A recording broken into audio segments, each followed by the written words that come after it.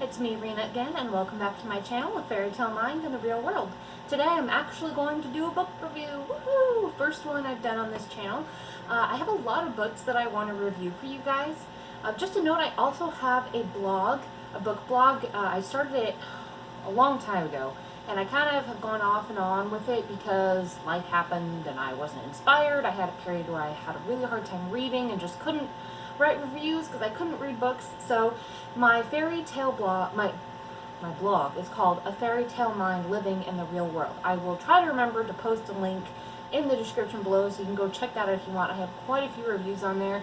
Some of the older ones, I don't know, like I was a lot younger, like I'm 28 now, and I've been doing this for a good chunk of time, so I think you can probably tell the difference in writing when you read them. So let me know how you like it, and if you think I need to change how I do my blogs. I don't get a lot of traffic on there anymore, like I mentioned in my intro video, which is part of the reason I started this channel, because I would like to interact more with book people, because I love books and I have a hard time interacting with people, and the internet is easier to do that with.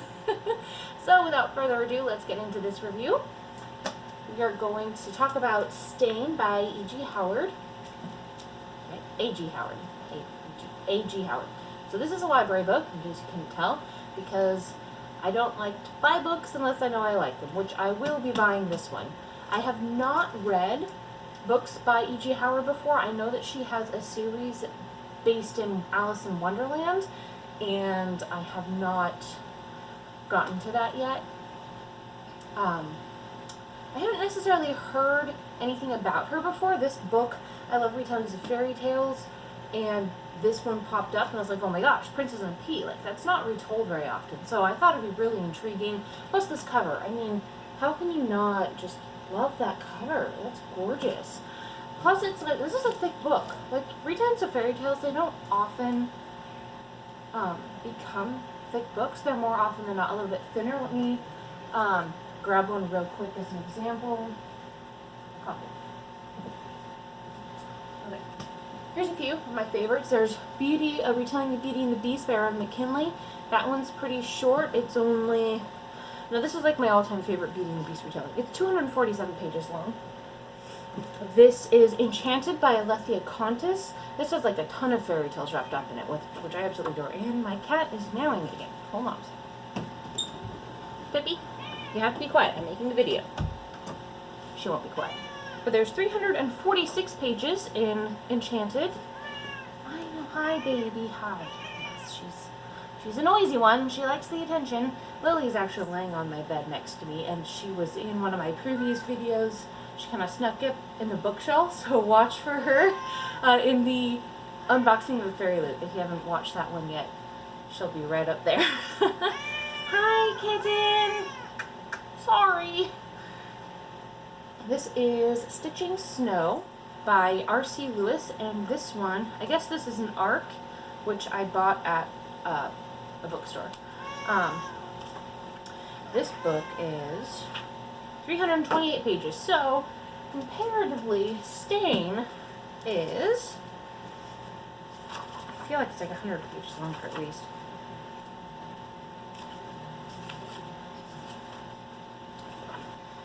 This is 516 pages long, so about 120, 150 pages longer than the others.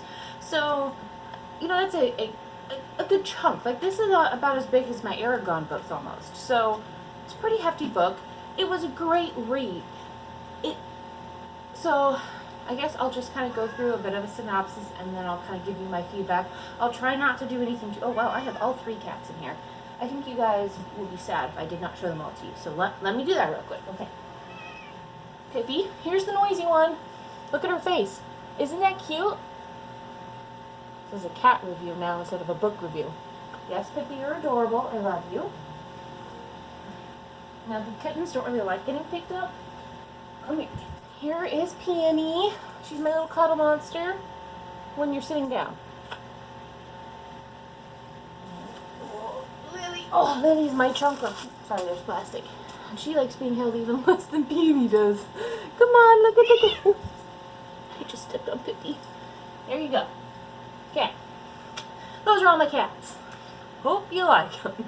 They'll be popping up, whether by sound or by visuals. to the book. So this is about a princess who lives in a land that is split. There is the land of the sun and the land of the moon. The land of the sun has no darkness. The land of the moon has no light. They used to be one land, and then something terrible happened. No one can remember what or how it happened, but they got split. So this girl is a princess of the sun. However, she's born like the people of the night world. So she can't go out in the sun because it hurts. So she has to have like special treatment. She can't go outside because it physically pains her. She can't see.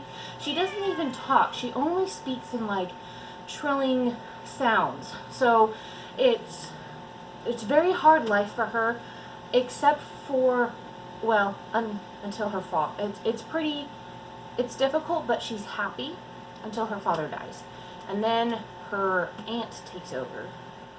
And her aunt is kind of twisted. She had an unusual childhood, and it turned her.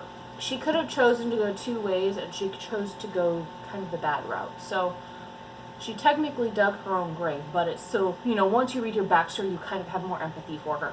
I'm getting ahead of myself. So once her father dies, basically the princess's life is in danger. She's engaged to be married to the prince, and since there's no one like this princess, then, people would figure that she's pretty safe and should be able to marry the son of the night world. But her stepmother kind of figures out a way to trick people into thinking that someone else is the princess. So the princess is Lyra, which is, I think, almost ironic because that's what she makes lyrical sounds. She doesn't talk, so it kind of fits her in that way. So basically what happens is her aunt, Lyra's aunt, basically creates a double and casts Lyra out, hoping to kill her. Lyra gets saved by a witch, and she is disguised as a boy, so she does not believe she's a boy. It makes it sound like that in the synopsis, but she does not think she's a boy. She gets raised by the witch and a sylph without his wings, and you get more of that story in there. And she can't talk, so she kind of has hand speech.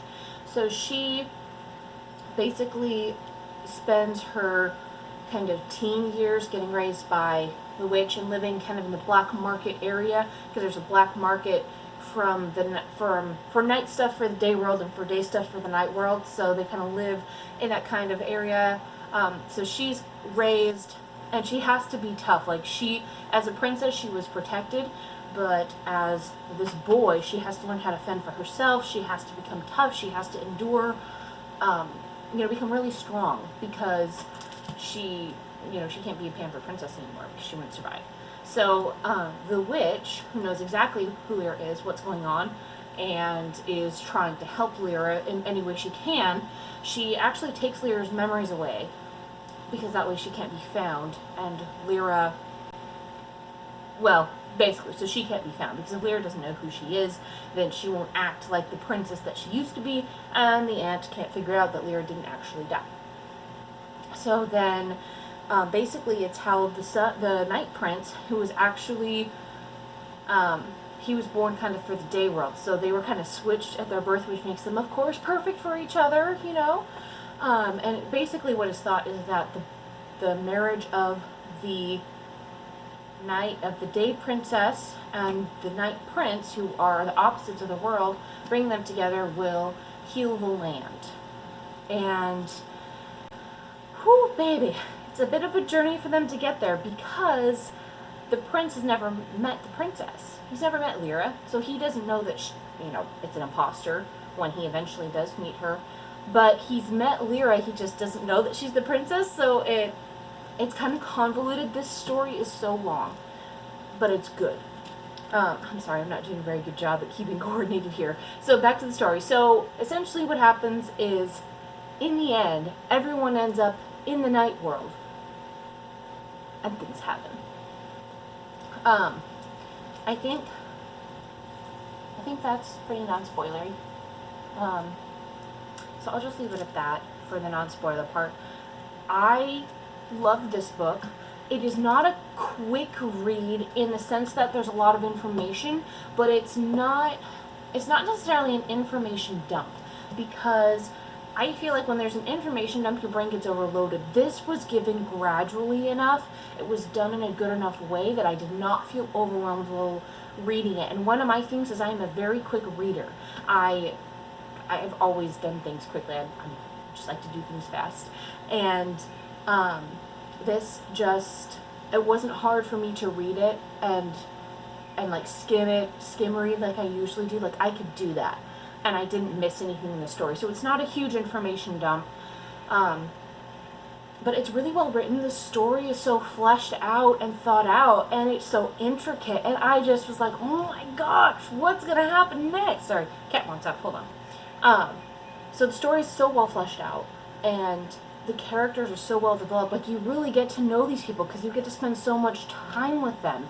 And I just really, really enjoyed this book. I'm actually kind of surprised I did, because normally the slower moving stories aren't really my favorite thing, but I really enjoyed this book.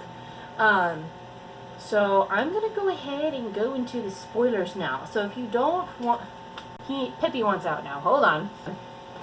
Just here for the cats. Anyways, okay. Spoiler time! Okay, so Lyra's cousin takes her place, and it's insane, but I love how she does it, because basically, like, Lyra's aunt thinks of everything. She's like, okay, well, we're going to turn, like, this is how we can make you look like your cousin, because what happens is Lyra's cousin falls in love with the prince through the letters that he likes Lyra, which, of course, Lyra falls in love with him the same way. But Lyra's cousin, like, she likes Lyra, and she actually stands up for her and defends her. But because she loves the prince, she agrees to her mother's schemes, and she feels guilty the whole time, which I'm glad for, because she could be redeemed.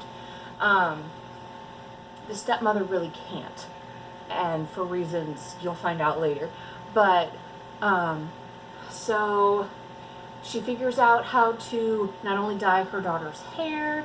The aunt figures out not only how to dye her daughter's hair, she changes her eyelashes, but the thing is Lyra has, like, eyelashes that literally, like, go all the way up to her eyebrow. I don't know if you saw that on the cover, but they, like, go all the way up. They're huge. So she, because of, like, something that happened with, like, an illness, or, you know, to keep the princess safe, you know, who's going to save their world someday, she keeps everyone, her daughters, Lyra, everyone goes down to the dungeon together. And, that's how she gets rid of Lyra, is she, eventually she traps her, and she uses a shell to steal her voice so her daughter can take it. So that's why Lyra has no voice. And Lyra has the ability to call on bugs and things, which is something that all night people can do. And she can't do that because they keep birds in the room. So she basically just thwarts her niece at every level. She beats her. Well, she doesn't beat her, but she puts her in a position where she's, like, has these poisonous plants that, like she's put in a trunk, and then because of that, she screams. She tries not to, but she does, so then her voice gets stolen, and so basically she's poisoned by these poisonous thorns. She has no voice. She has been, essentially abandoned and thrown out by an aunt who never loved her, who was always jealous of her. So that's how she ends up going to the witch. Now, the aunt gives her daughter the voice from the shell, and she dyes her hair. She changes while she and her daughters are locked in the dungeon until the princess comes of age. They alter all of the paintings so the eyelashes don't look as long, and they just alter them so they look more like the niece as Lyra, so that no one can say, oh, that's not right, because they can say, oh, we just thought her lashes were that long, probably because of how white they are or something. So she's, like, very thorough in how she does this. It's amazing. And then there's a wall of thorns that goes up around the castle. I think it was a protection. They did it originally to protect the castle from invaders or someone who'd want to attack them. But in the end, it just did more harm than good. Which I'm not surprised at. And then, so now they have the false princess, and they are ready to come out, and the prince is supposed to come to them and get rid of the thorns and everything. Well, Lyra has been living with the witch excuse me, on the sylph, and the sylph's wings are in a tree because he was bad. So basically what happens is, according to the book, if a sylph does too much mischief or harm, then his wings are removed, they're put in a specific tree, and he can only get them back if he does something good, like if he is able to prove he's changed his ways. And he's part of the reason that Lyra's aunt went bad. So, but yeah, the witch. So, whoo, baby, the witch is involved in everything. Like, she has been there from the beginning, and it's kind of crazy. Like, everything wraps up at the end in such a great way. But basically, she has to finish raising Lyra. She and the fox, or the sylph, who he changes into a fox. So, they rescue her from the box and from the chest where she was thrown to this part of the woods where there are like these spirit creatures that basically eat your soul. Kind of creepy. So they rescue her from them, and they raise her. They don't tell her anything. The witch steals her memories before she wakes up, so that way she's not haunted by them, so she can learn to be a strong person without being haunted by, I mean, honestly, her last memories would have been traumatizing, like seriously locked in a box, you know, being fought until you scream so that way your aunt can steal your voice. It's not exactly something you want to carry around. So it was for the best that the witch did it. I'm not saying it should be done or that it's always a good thing, but in this case it needed to happen so Lyra could become a strong person and, you know, not have her past hindering her in that aspect. So she makes friends with the stallion, who turns out to be the prince's fury and anger, because he had a problem with that. And what happened is, his father was dying, so there is a source of like sun and light in the Night Kingdom to keep them alive, because they have to have it in order to live, which is ironic because they don't have the sun.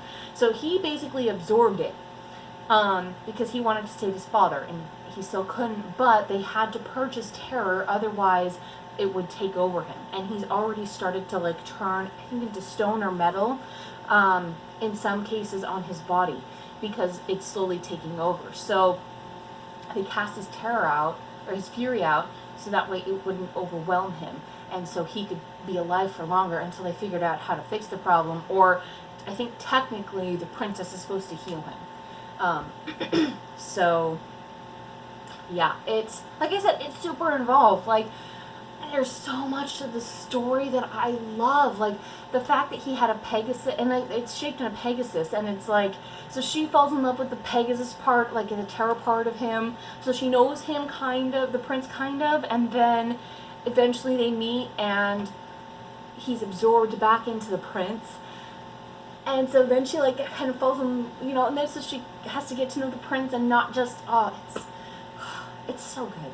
You guys, just go read it. It is so good. There's so much to it, and it's just, and see, personally, this is really one of my things, because I love seeing how you incorporate a fairy tale, and like, she's added so much to it. I think H.G. Howard's one. Maybe it's a man. I'm not sure.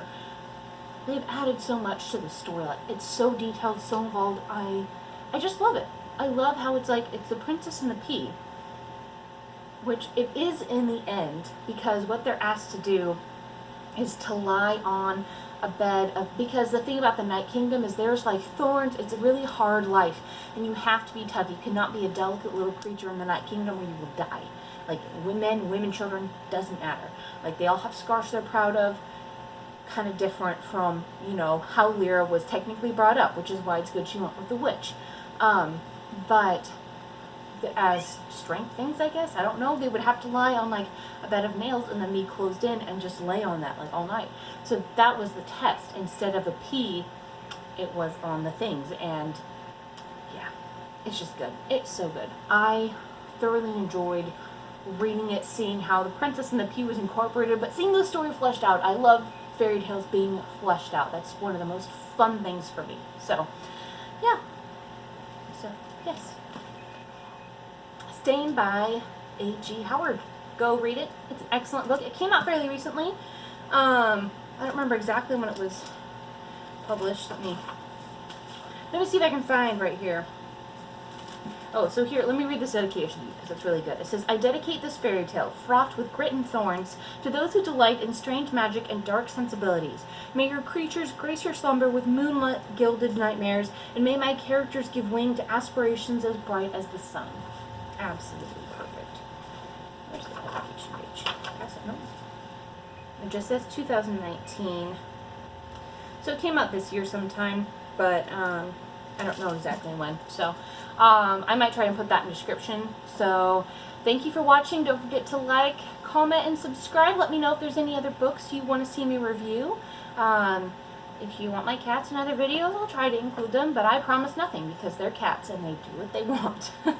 So yeah, thank you so much for watching. I hope you guys have an absolutely lovely day and keep reading your fairy tales.